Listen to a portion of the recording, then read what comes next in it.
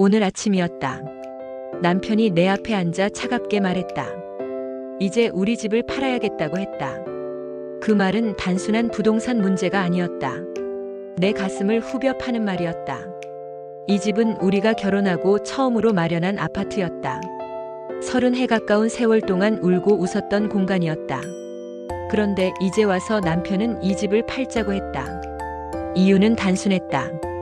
새로운 인생을 시작하고 싶다는 것이었다. 그 말은 곧 이혼을 전제로 한 선언이었다. 나는 숨이 막혀 말을 잇지 못했다. 내 이름과 남편 이름이 함께 박혀있는 등기부 등본이 눈앞을 스쳤다. 우리는 늘 공동 명의로 재산을 관리해왔다. 그것이 서로를 지켜주는 장치라 믿었기 때문이다. 그러나 남편의 입에서 나온 말은 그 믿음을 무너뜨렸다. 나는 남편을 똑바로 바라보며 물었다. 도대체 왜 이제 와서 집을 팔아야 하느냐고. 남편은 시선을 피하며 작게 중얼거렸다. 빚 때문이라고. 사업 실패로 진 빚이 눈덩이처럼 불어나 감당할 수 없다고. 나는 충격에 휩싸였다. 나는 남편의 사업이 잘 안 되는 것은 알고 있었다. 하지만 집을 팔 정도로 심각하다는 사실은 처음 듣는 이야기였다. 나는 손이 떨렸다. 부부가 함께 서명해야 팔 수 있는 집. 그걸 팔겠다는 건 나에게도 선택을 강요하는 것이었다.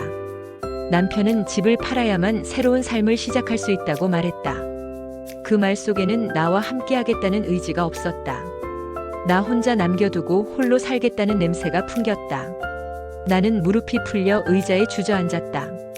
남편의 입에서 이혼이란 말이 직접 나오진 않았지만 이미 그 말은 공기 중에 가득 흩어져 있었다. 그날 밤 나는 서류 뭉치를 꺼내보았다. 아파트 등기부 등본, 대출 계약서, 보험 증권, 연금 내역 모두가 얽히고 설켜 있었다. 은퇴 후 남은 재산의 대부분이 이 집 한 채였다. 우리 세대가 흔히 그렇듯 노후를 보장할 든든한 자산은 없었다. 국민연금과 이 아파트. 그것이 전부였다. 그런데 남편이 그걸 포기하겠다고 했다. 아니, 포기하는 게 아니라 내 동의 없이라도 손을 쓰려는 듯 보였다. 나는 온몸이 떨렸다. 만약 내가 끝까지 반대한다면 남편은 나를 상대로 소송을 걸지도 모른다. 공동명의 아파트를 두고 벌어지는 소송. 그 끔찍한 미래가 눈앞에 어른거렸다. 며칠 뒤 남편의 태도는 더욱 분명해졌다. 그는 대놓고 이혼 이야기를 꺼냈다. 새 출발을 하고 싶다는 말은 곧 다른 여자가 있다는 의미였다. 나는 귀를 의심했다. 그러나 남편은 눈 하나 깜짝하지 않았다. 그는 이미 오래전부터 다른 사람과 관계를 맺고 있었다. 그 사실을 이제야 고백했다. 그리고 그 여인과 새 인생을 살려면 집을 팔아야 한다고 말했다. 나는 머리가 멍해졌다. 내 청춘을 바쳐 함께 살아온 사람이 이런 배신을 한다니. 남편의 입술에서 흘러나온 말이 내 심장을 도려냈다. 결국 아파트는 단순한 집이 아니라 이혼을 둘러싼 전쟁의 무대가 되어버렸다. 나는 잠을 이루지 못했다. 며느리에게 전화해 조심스레 상황을 이야기했다. 그러나 돌아온 답은 예상 밖이었다. 시댁 문제에 관여하고 싶지 않다는 냉정한 말이었다. 아들은 해외에서 일하고 있었고 며느리는 홀로 아이들을 키우며 바쁘다고 했다. 결국 나는 혼자가 되었다. 내 편은 어디에도 없었다. 그 순간 나는 절망에 빠졌다. 하지만 동시에 싸워야겠다는 결심이 피어올랐다. 남편의 배신과 무책임을 막기 위해서라도 나는 지켜야 했다. 이 집은 내 마지막 자존심이자 삶의 터전이었다. 빼앗길 수 없었다. 나는 이를 악물었다. 다음 날 아침 남편은 변호사 사무실에서 받아온 서류를 내 앞에 내밀었다. 이혼 합의서였다. 공동명의 아파트를 팔아 빚을 갚고 남은 돈을 반씩 나누자는 내용이었다. 나는 손으로 그 종이를 움켜쥐었다. 종이 위에 남편의 이름이 선명히 적혀 있었다. 마치 내 삶을 짓밟는 도장 같았다. 나는 차갑게 말했다. 이혼은 절대 동의할 수 없다고. 집도 절대 팔지 않겠다고. 남편은 얼굴이 일그러졌다. 그리고 목소리를 높였다. 내 고집 때문에 모두가 파멸할 거라고. 나는 두려움보다 분노가 먼저 치밀었다. 평생 내 곁에 있겠다던 사람이 이제 와서 책임을 회피하는 모습이 너무도 비열하게 보였다. 그날 저녁 나는 구청 상담센터를 찾았다. 무료 법률 상담을 받을 수 있다는 안내를 본 것이 떠올랐다. 상담 변호사는 내 이야기를 묵묵히 들었다. 그리고 말했다. 공동명의 아파트는 한쪽의 동의 없이는 팔 수 없다고. 즉, 내가 반대하면 집은 팔리지 않는다고. 하지만 동시에 경고도 했다. 남편이 빚 독촉에 시달리다 파산 신청을 한다면 결국 내 지분에도 영향을 줄 수 있다고. 나는 머리가 복잡해졌다. 집을 지켜도 위험, 집을 팔아도 절망. 어디에도 정답은 없는 것 같았다. 며칠 뒤 남편의 채권자가 집으로 찾아왔다. 현관 앞에서 큰 소리로 남편의 이름을 불렀다. 이웃들의 시선이 따갑게 느껴졌다. 채권자는 내 얼굴을 보고 비웃듯 말했다. 이제 곧 이 집도 안전하지 못할 거라고. 그 말은 칼처럼 날카롭게 꽂혔다. 남편은 집 안에 숨어 나오지 않았다. 결국 모든 시선과 수모는 내가 감당해야 했다. 그날 밤 거울을 보며 나는 눈물을 흘렸다. 그러나 동시에 마음 깊은 곳에서 단단한 무언가가 형성되는 걸 느꼈다. 이제는 남편에게 휘둘리지 않겠다고. 내 인생은 내가 지키겠다고. 나는 아들에게 메일을 보냈다. 해외에 있어서 직접 도움은 못 주겠지만 상황은 알아야 했다. 며칠 후 아들에게서 답장이 왔다. 그는 내 편에 서겠다고 했다. 재산 분할과 법적 절차에 대해 알아보겠다고 했다. 비록 곁에 있지는 않지만 멀리서라도 내 편이 있다는 사실이 큰 힘이 되었다. 나는 조금씩 용기를 되찾았다. 하지만 남편은 점점 더 극단적으로 변해갔다. 그는 내가 끝까지 동의하지 않으면 소송을 걸겠다고 협박했다. 나는 흔들리지 않았다. 변호사와 상담을 이어가며 철저히 준비했다. 시간이 지날수록 집안 공기는 차갑게 얼어붙었다. 남편은 말을 아꼈고 나는 눈치를 보지 않았다. 대신 서류를 모으고 사례를 찾아 공부했다. 우리 세대 여성들은 흔히 재산 관리에서 소외되곤 했다. 하지만 나는 다르기로 했다. 나 자신을 지키는 방법을 배워야 했다. 상담을 통해 알게 된 것은 단순히 이혼 문제만이 아니었다. 내 노후, 내 삶 전체가 걸린 싸움이었다. 만약 내가 지금 무너진다면 남은 인생은 고립과 빈곤 속에서 흘러갈 수밖에 없었다. 나는 두려웠지만 동시에 강해졌다. 그러던 어느 날 남편이 또 다른 폭탄 같은 말을 꺼냈다. 그 여자가 임신을 했다는 것이다. 내 귀가 의심스러웠다. 남편은 부끄러운 기색조차 없었다. 오히려 담담하게 말했다. 아이를 책임지려면 집을 팔아야 한다고. 그 말은 내 심장을 다시 한번 찢어버렸다. 이제는 단순한 배신이 아니라 새로운 가족을 만들려는 의도였다. 나는 무너지는 듯 했지만 곧 이를 악물었다. 그렇다면 더더욱 이혼에 순순히 동의할 수 없다고. 집을 지키는 것은 단지 돈 문제가 아니라 내 존엄을 지키는 일이 되었다. 그날 밤 나는 깊은 잠에 빠지지 못했다. 머릿속에서 수십 번의 시나리오가 오갔다. 남편이 법적 절차를 밟고 내가 법정에 서는 모습, 판사가 내 손에 남겨줄 재산을 결정하는 순간, 그 모든 것이 생생히 떠올랐다. 그러나 두려움 속에서도 한 줄기 빛을 보았다. 나는 혼자가 아니었다. 아들이 내 편에 있었다. 법이 내 편에 있었다. 무엇보다도 내 의지가 내 편에 있었다. 나는 다시 한번 다짐했다. 이 집을, 내 인생을 지켜내겠다고. 며칠 후 나는 법률구조공단을 찾았다. 무료로 상담을 받을 수 있다는 말을 들었기 때문이다. 상담실에 앉아 내 사정을 차분히 설명했다. 상담사는 고개를 끄덕이며 내게 중요한 사실을 알려주었다. 공동명의 아파트의 경우 상대방이 함부로 매매를 진행할 수 없다는 점. 그러나 이혼 소송으로 이어질 경우 재산 분할과 위자료 문제로 내 지분이 흔들릴 수 있다는 점. 무엇보다도 남편의 빚이 커질수록 내 생활도 위험에 빠질 수 있다는 점이었다. 그 말에 나는 다시 긴장이 몰려왔다. 하지만 동시에 현실을 직시하게 되었다. 회피하지 않고 준비해야 한다는 사실을 절실히 깨달았다. 집으로 돌아오는 길 시장 골목을 지나며 나는 잠시 발걸음을 멈추었다. 같은 나이대의 아주머니들이 삼삼오오 모여 앉아 있었다. 그들의 대화가 귀에 들어왔다. 남편이 사업 실패로 가정이 무너진 이야기, 재혼 가정에서 일어난 유산 싸움, 아들이 빚을 지고 부모에게 책임을 전가한 이야기. 다들 웃으며 말했지만 그 속에는 씁쓸한 체념이 담겨 있었다. 나는 혼자가 아니었다. 이 나이에 겪는 아픔과 배신은 나만의 문제가 아니었다. 그 사실이 오히려 내 어깨를 조금 가볍게 했다. 하지만 동시에 내 싸움은 더더욱 치열해야 한다는 결심을 굳혔다. 남편은 집요했다. 하루가 멀다 하고 새로운 변호사를 만나고 서류를 들이밀며 압박했다. 그럴 때마다 나는 숨이 막혔다. 그러나 나는 더 이상 예전처럼 두려움에만 사로잡히지 않았다. 오히려 차분히 대응했다. 내 변호사에게 바로 연락하고 서류를 분석하며 반박할 준비를 했다. 남편은 점점 초조해 보였다. 그의 눈빛 속에서 불안이 보였다. 그것은 내게 작은 위안이 되었다. 그는 나를 무너뜨리려 했지만 오히려 자신이 무너지고 있었다. 그러던 어느 날 아들이 귀국했다. 멀리서도 내 소식을 걱정하며 잠 못 이뤘다는 아들의 얼굴은 지쳐 있었지만 단단했다. 그는 내 손을 꼭 잡으며 말했다. 어머니, 이제 혼자가 아니라고. 그 말에 나는 눈물이 터졌다. 그러나 이번 눈물은 절망의 눈물이 아니었다. 안도의 눈물이었다. 아들은 변호사와 함께 전략을 세우며 현실적인 방법을 제시했다.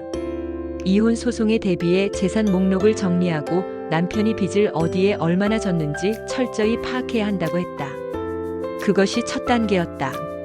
나는 고개를 끄덕였다. 내 삶의 전쟁이 이제 본격적으로 시작되려는 순간이었다. 밤이 깊어가고 아들과 나는 서류 뭉치를 펼쳐놓고 이야기를 나누었다. 우리는 남편의 채무 내역을 하나하나 확인했다. 카드 빚 사채, 사업 대출. 금액은 상상을 초월했다. 내가 가장 충격받은 사실은 그중 일부가 아파트를 담보로 한 대출이라는 점이었다. 남편은 내 동의 없이 진행했을 리 없었다. 그러나 서류에는 내 도장이 찍혀 있었다. 나는 깜짝 놀라며 소리쳤다. 이 도장은 내 도장이 아니라고. 아들은 조용히 서류를 살폈다. 그리고 낮게 말했다. 위조일 가능성이 크다고. 내 머리가 핑 돌았다. 남편은 단순히 배신을 한 것이 아니라 범죄를 저지른 것이었다. 그날 밤 나는 침대에 누워 눈을 감을 수 없었다. 가슴은 분노로 불타올랐다. 내가 사랑이라 믿었던 세월이 모두 거짓으로 보였다. 남편은 단순히 다른 여자를 택한 것이 아니었다. 나를 속이고 내 권리를 짓밟았다. 나는 더 이상 흔들리지 않았다. 이 싸움은 단순히 아파트를 지키는 것이 아니었다. 내 존엄을 지키는 싸움이었다. 내 인생을 되찾는 싸움이었다. 나는 반드시 끝까지 버텨야 했다. 며칠 뒤 남편은 집을 나갔다. 그는 새로운 여인과 함께 살겠다며 짐을 싸들고 나갔다. 현관문이 닫히는 소리가 유난히 무겁게 들렸다. 하지만 이상하게도 나는 허무하지 않았다. 오히려 홀가분했다. 이제 집안에서 그를 마주할 필요가 없었다. 이제 이곳은 오롯이 내 공간이 되었다. 그러나 동시에 전쟁터이기도 했다. 나는 주저앉지 않았다. 곧바로 변호사와 경찰서에 갔다. 위조된 도장 사건을 고발하기 위해서였다. 그 순간 나는 더 이상 피해자가 아니었다. 나는 싸우는 사람이었다. 경찰서 조사실에 앉아 서류를 내밀 때 내 손은 떨리고 있었다. 하지만 그 떨림은 두려움 때문만은 아니었다. 분노와 결심이 뒤섞인 떨림이었다. 담당 형사는 서류를 꼼꼼히 살펴보더니 조용히 고개를 끄덕였다. 도장의 각도와 획이 미묘하게 다르다고 했다. 그리고 내 말을 토대로 사실관계를 조사하겠다고 약속했다. 그 순간 나는 알았다. 이제 남편의 배신은 단순한 가정사의 문제가 아니라 법적인 문제로 번져가고 있었다. 나는 더 이상 가만히 당하는 아내가 아니었다. 내 권리를 지키기 위해 싸우는 한 사람의 주체가 되었다. 집으로 돌아와 거실에 앉았을 때 눈물이 왈칵 쏟아졌다. 그러나 이번 눈물은 슬픔의 눈물이 아니었다. 억눌려 있던 분노와 억울함이 흘러내리는 눈물이었다. 지난 세월 동안 나는 가정을 지킨다는 이유로 얼마나 많은 것을 참아왔던가. 남편의 거짓말, 무책임, 그리고 이제는 위조까지. 나는 더 이상 참을 수 없었다. 이 싸움은 단순히 집 한 채를 지키는 일이 아니었다. 나 자신을 지키는 일이었다. 며칠 뒤 남편에게서 전화가 왔다. 그의 목소리는 이전보다 다급했다. 경찰이 자신에게 연락을 했다는 것이다. 그는 분노에 차서 소리쳤다. 왜 이런 짓을 했냐고. 왜 가정을 외부에 끌어들이냐고. 나는 담담하게 대답했다. 더 이상 가정이 아니라고. 당신이 먼저 깨뜨렸다고. 남편은 한동안 침묵했다. 그리고 한마디를 내뱉었다. 결국 파멸할 거라고. 그러나 그 말은 더 이상 내 마음을 흔들지 못했다. 오히려 나를 더욱 굳게 만들었다. 나는 변호사와 함께 본격적인 이혼 소송 준비에 돌입했다. 첫 번째 단계는 재산 목록 정리였다. 내 이름으로 된 통장, 보험, 연금, 그리고 남편과 공동 명의로 된 집, 모든 것을 철저히 정리했다. 변호사는 말했다. 재산 분할은 단순히 절반으로 나누는 것이 아니라 기여도와 상황을 고려한다고. 남편이 가정을 위해 얼마나 기여했는지, 빚을 지게 된 원인이 무엇인지가 중요하다고. 그 말은 내게 희망이 되었다. 남편의 빚과 무책임이 오히려 내 편이 될 수 있다는 사실을 알았기 때문이다. 하지만 싸움은 녹록지 않았다. 남편은 끊임없이 나를 흔들었다. 그 여자는 나를 모욕하는 메시지를 보냈다. 이제 당신은 버려진 사람이라며 곧 집도 잃게 될 거라며 비웃었다. 그 문자를 보는 순간 가슴이 뜨겁게 달아올랐다. 그러나 나는 흔들리지 않았다. 오히려 더 단단해졌다. 내 삶은 그들의 조롱으로 무너지지 않았다. 나는 내 방식으로 법과 사실로 싸워낼 것이었다. 밤마다 잠을 이루지 못하는 날이 이어졌다. 하지만 그 시간은 헛되지 않았다. 나는 자료를 모으고 기록을 정리했다. 남편의 사업 내역, 빚의 흐름, 그리고 내가 가정을 지키기 위해 해온 일들. 장부를 펼쳐보며 나는 스스로 놀랐다. 지난 세월 동안 나는 정말 많은 것을 감당하며 살아왔다. 남편이 무너지는 동안 나는 가정을 붙들고 있었다. 그 모든 기록이 이제는 내 무기가 되었다. 아들은 내 곁에서 든든한 조력자가 되어주었다. 그는 인터넷으로 판례를 찾아 읽어주었다. 같은 사례에서 법원이 아내에게 유리한 판결을 내린 경우도 많았다. 특히 남편이 외도와 경제적 무책임을 동시에 저질렀을 때 아내에게 집을 우선적으로 보장한 경우가 있었다. 그 말을 들으며 나는 작은 희망을 품었다. 내 싸움이 헛되지 않을 거라는 믿음이 생겼다. 그러나 현실의 무게는 여전히 무거웠다. 남편의 채권자들은 집 앞까지 찾아와 협박을 했다. 이웃들은 수군거렸다.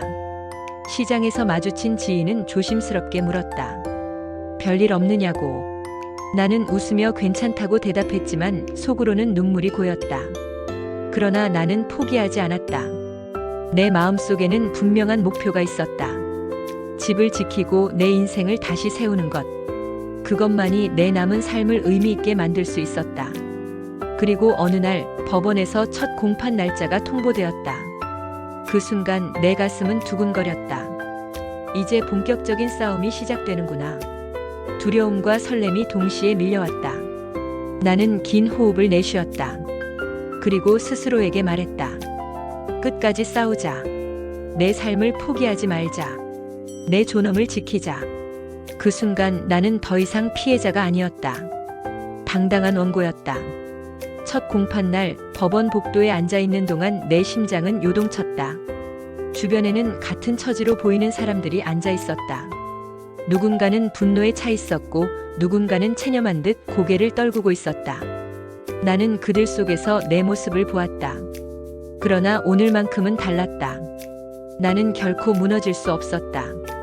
내 곁에는 아들이 있었고 내 안에는 분노와 결심이 있었다. 나는 떨리는 손으로 서류 가방을 꼭 쥐었다.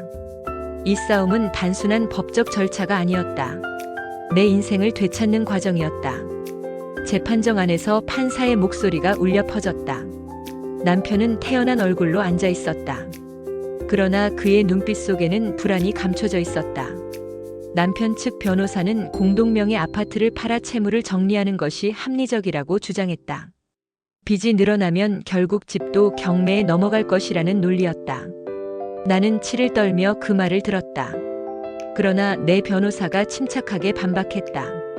남편이 일방적으로 빚을 지고 가정을 무시한 채 외도를 한 사실. 그 과정에서 위조까지 저지른 정황. 이런 상황에서 아내가 집을 지키는 것이 정당하다고. 그 목소리는 흔들림이 없었다. 나는 그 순간 눈물이 핑 돌았다. 마침내 누군가 내 억울함을 대신 말해주고 있었다. 판사는 고개를 끄덕이며 양측의 자료를 꼼꼼히 확인했다. 그리고 다음 기일에 증거를 더 제출하라고 했다. 재판은 단숨에 끝나지 않았다. 그러나 나는 알았다. 이제 법의 무대에서 진실을 밝히는 과정이 시작되었다는 것을. 법정을 나서며 나는 아들의 손을 꼭 잡았다. 아들은 내게 속삭였다. 어머니 잘 버티셨다고. 그 말이 내게는 세상의 모든 위로가 되었다. 집으로 돌아오는 길 나는 아파트 현관 앞에 잠시 서 있었다. 차가운 바람이 불어왔다. 그러나 내 마음은 단단했다. 이 집을 지켜야 한다. 단순히 벽돌과 시멘트가 아니라 내 청춘과 세월이 깃든 삶의 기록이기 때문이다. 나는 현관문을 열며 속으로 다짐했다. 어떤 일이 있어도 이곳을 지켜내겠다고. 며칠 뒤 경찰로부터 연락이 왔다. 남편의 도장 위조 건에 대한 조사 결과였다. 전문가 감정에서 위조 정황이 드러났다는 것이다. 나는 손에 힘이 들어갔다. 이제 남편의 잘못이 법적으로도 드러나기 시작한 것이다. 이 사실은 이혼 소송에서도 내게 유리하게 작용할 수 있었다. 남편은 결국 범죄 혐의까지 안게 되었다. 그 소식을 들은 남편은 나에게 전화를 걸어왔다. 목소리는 격앙되어 있었다. 왜 이렇게까지 하느냐고, 왜 가정을 끝내려 하느냐고. 나는 담담히 대답했다. 가정을 끝낸 사람은 당신이라고. 나는 이제 내 삶을 되찾으려 한다고. 그 후로 남편은 점점 초라해졌다. 빚독촉에 시달리며 새 여인과의 관계도 삐걱거리는 듯 했다. 나는 소문을 통해 그들이 다투고 있다는 소식을 들었다. 그러나 나는 신경 쓰지 않았다.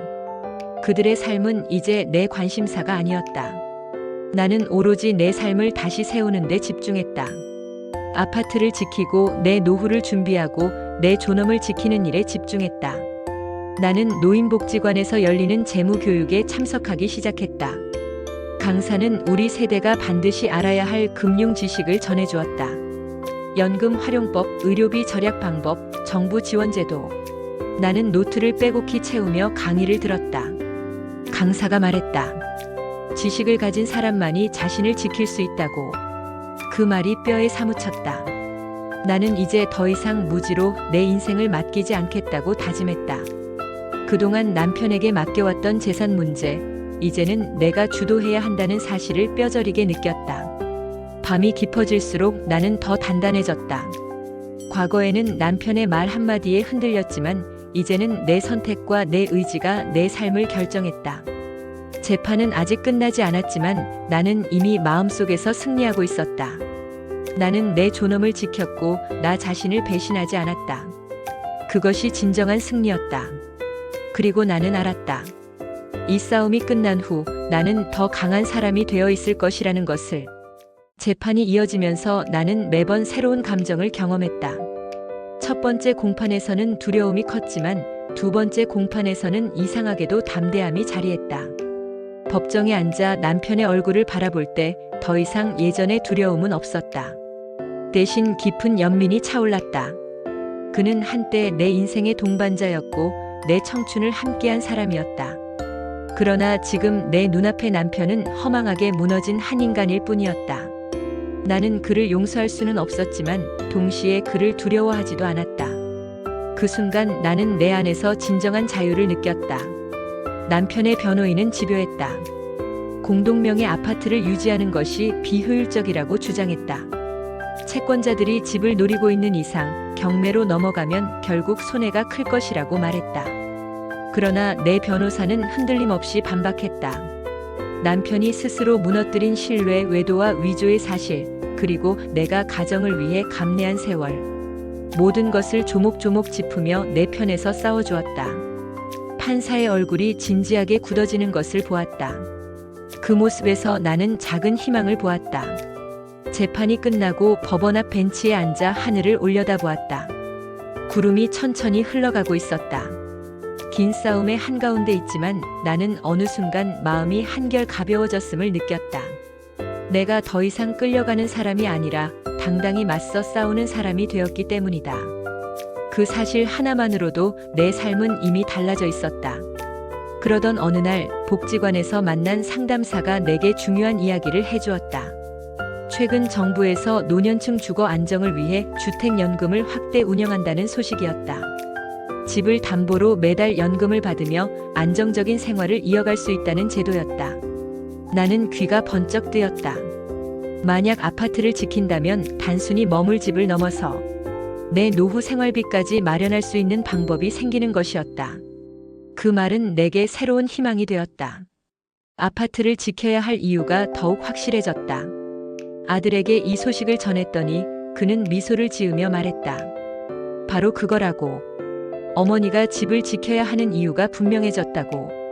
단순히 감정적인 이유가 아니라 실질적인 노후 대비를 위해서도 반드시 필요한 선택이라고. 그 말에 나는 마음이 든든해졌다.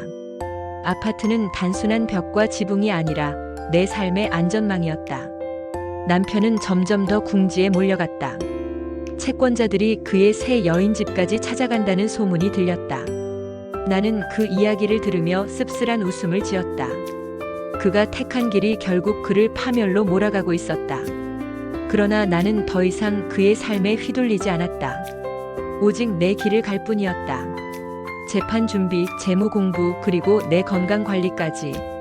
나는 하나하나 내 삶을 세워나갔다. 밤마다 나는 아파트 거실에 앉아 창밖 불빛을 바라보았다. 창문 너머로 보이는 불빛들은 각자의 이야기를 담고 있었다. 어떤 집은 웃음이 가득할 것이고 어떤 집은 눈물이 흐르고 있을 것이다. 나 역시 긴 눈물의 시간을 지나고 있었다. 그러나 이제는 웃음을 되찾을 준비를 하고 있었다. 이 집을 지켜내고 새로운 삶을 시작한다면 나도 다시 웃을 수 있으리라. 나는 그렇게 다짐했다. 재판이 세 번째 기일로 접어들었을 때 판사는 중재를 제안했다. 남편 측에서 일부 재산을 포기하는 대신 아파트를 내가 지키는 방향으로 합의하자는 의견이었다. 남편은 얼굴이 굳어졌다. 그는 집을 끝까지 팔아 빚을 갚으려 했지만 점점 불리한 상황으로 몰리고 있었다. 나는 변호사와 눈빛을 주고받았다. 이 제안은 내게 유리했다. 그러나 나는 쉽게 동의하지 않았다. 남편이 그동안 저지른 배신과 위조를 생각하면 단순한 합의로 끝내고 싶지 않았다. 나는 단호하게 말했다.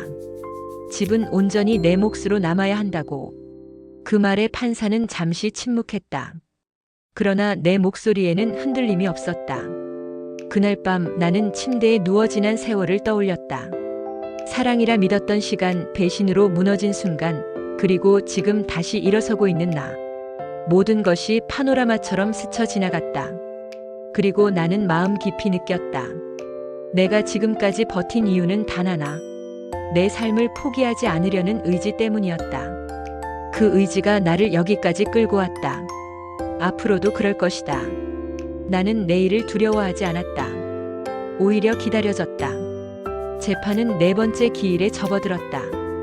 법정에 들어서며 나는 깊은 숨을 들이마셨다. 이제 끝이 보이는 듯한 느낌이 들었다. 판사는 양측이 제출한 자료를 꼼꼼히 검토한 뒤 남편의 채무가 가정 경제와는 무관하게 발생했다는 점을 명확히 했다. 남편이 사업 실패와 외도로 탕진한 돈이 대부분이라는 사실이 인정된 것이다. 나는 그 순간 손끝이 떨렸다. 오랜 시간 동안 마음속에서만 외치던 진실이 드디어 법정에서 드러나고 있었다. 남편은 얼굴이 붉게 달아올랐다. 그는 여전히 억지를 부리며 아파트를 팔지 않으면 채권자들이 더 큰 문제를 일으킬 거라고 주장했다. 그러나 판사의 눈빛은 이미 냉정해져 있었다. 변호사가 조용히 내 손등을 두드리며 속삭였다.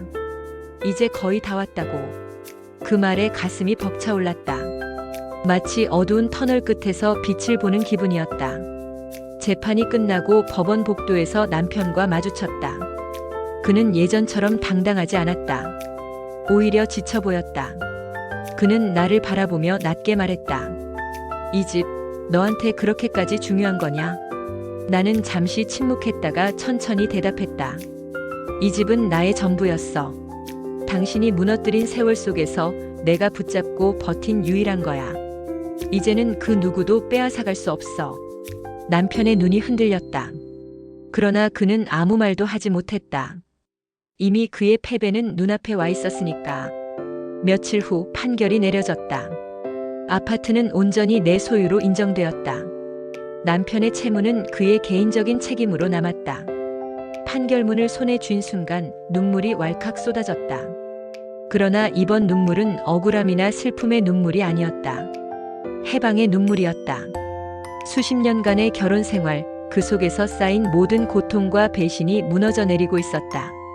나는 마침내 자유로워졌다. 아들은 내 손을 꼭 잡으며 말했다. 어머니, 이제 다시 시작이에요. 나는 고개를 끄덕였다. 그렇다. 이제 다시 시작해야 한다. 남은 세월은 길지 않을지도 모른다. 그러나 그것은 중요한 게 아니었다. 중요한 것은 내가 내 삶을 지켜냈다는 사실이었다. 그 사실이 나를 앞으로 이끌어줄 것이었다. 그날 저녁 아파트 거실 창문 앞에 서서 불빛을 바라보았다. 내 손끝이 창문을 스쳤다. 이 집은 이제 더 이상 불안의 상징이 아니었다. 안정과 희망의 상징이었다. 나는 혼잣말로 중얼거렸다. 이제야 내 집이 되었구나. 그리고 마음속으로 다짐했다. 남은 세월은 두려움이 아니라 희망으로 채우겠다고. 나는 복지관에서 배운 대로 주택연금 상담을 받기로 했다. 매달 일정 금액을 받으며 안정적인 노후를 보내는 계획을 세웠다. 아들은 미소 지으며 말했다. 이제 어머니는 더 이상 혼자가 아니에요. 저도 있고 이 집도 있잖아요. 나는 그 말에 웃음을 터뜨렸다. 정말 오랜만에 진심으로 웃을 수 있었다. 한때는 배신과 분노 속에서 무너질 것 같았다. 그러나 나는 버텼고 싸웠고 결국 지켜냈다. 부부 공동명의 아파트를 둘러싼 이혼 소송은 내 인생에서 가장 고통스러운 싸움이었지만 동시에 가장 값진 승리였다. 나는 이제 안다. 어떤 고통도 어떤 배신도 나를 무너뜨릴 수 없다는 것을. 내 삶은 내 손으로 다시 세울 수 있다는 것을. 창밖의 불빛이 유난히 따뜻하게 느껴졌다. 나는 속으로 다시 한번 중얼거렸다. 이제는 나의 시간이다.